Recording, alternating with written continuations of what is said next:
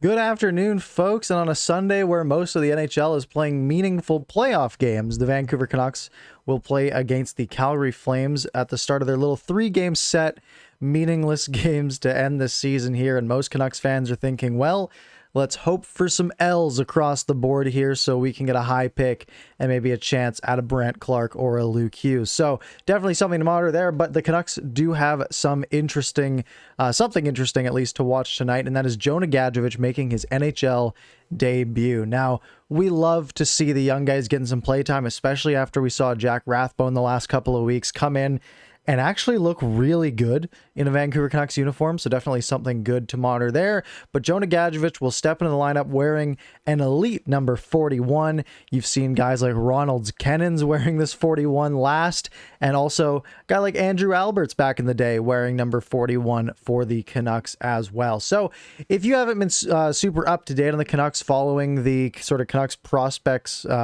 pipeline here, you might not know who Jonah Gadjovich is, or you might have heard the name, but you don't know a ton about him. So Jonah Gadjovich, 22 years old, born in October of 1998, drafted 55th overall in 2017. So one of the Canucks' second round picks about 4 years ago. And in junior, he was known as the man-child.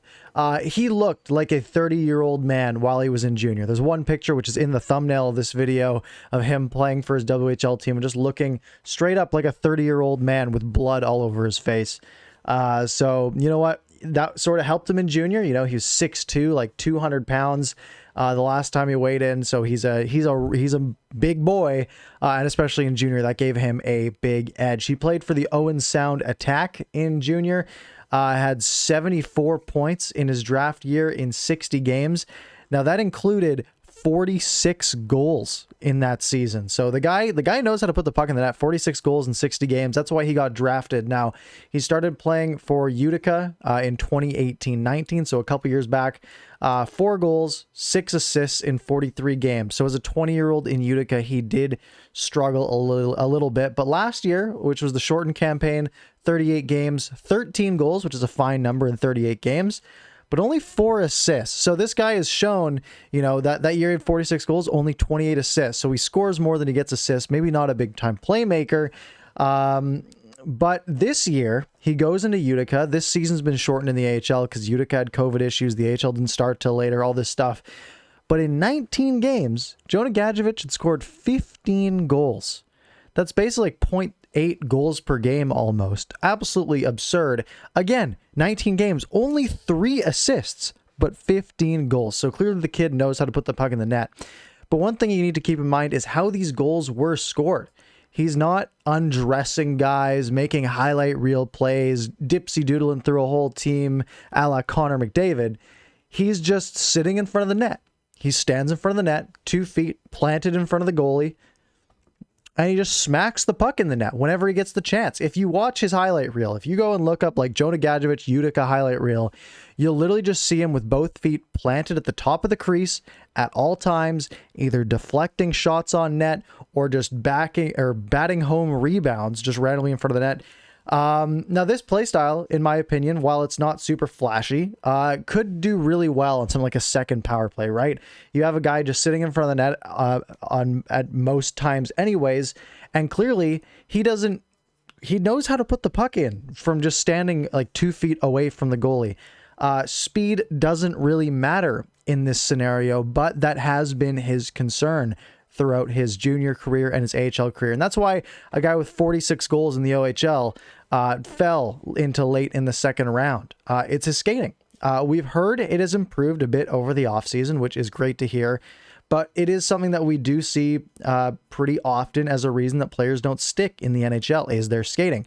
You look at a guy like Reed Boucher, right? You guys remember Reed Boucher, professional hockey player back in the Willie D era. He had a really good shot. He had an NHL caliber shot. He would go out, he'd score a few goals, but he just couldn't keep up. He couldn't keep up in the defensive end. He couldn't keep up with the play, and that prevented him from getting assists, making good plays. And just, you know, if he got a good shooting opportunity, he'd take it and he'd score pretty often, but that was all he really could do. Now, personally, I'm a little worried about this, but if he's been working on his skating and he's a guy who can keep up and sort of be a prototypical power forward, maybe filling in on like a third line power forward, That would be really valuable to this team. That is a hole that the Canucks have, are cheap third, fourth line players that can make an impact on the ice. Now, I'm just excited that he's getting a look this year. And this is something I've been sort of harping on all this sort of end of the season with the Cole Linds and the Jack Rathbone sort of idea here. If you're out of the playoffs, which the Canucks clearly are because the playoffs have already started and the Canucks are still playing regular season games, you need to know what you have just so you can be informed as you go into the offseason, right? Maybe Gadjovich ends up being a really good power forward who you can staple into your third line next year. Like I kind of mentioned, if he can keep up and he can be a good power forward and he can put some pucks in the net and be on that third line, maybe score 15 goals and just be a contributor, maybe step in on that second power play if there's an injury and just stand in front of the net and bang some pucks home, then that's great. That means you have one less hole to fill going into this offseason, and whether it's Jim Benning, whether it's a new guy, which, you know, we don't really know how that's going to shake up.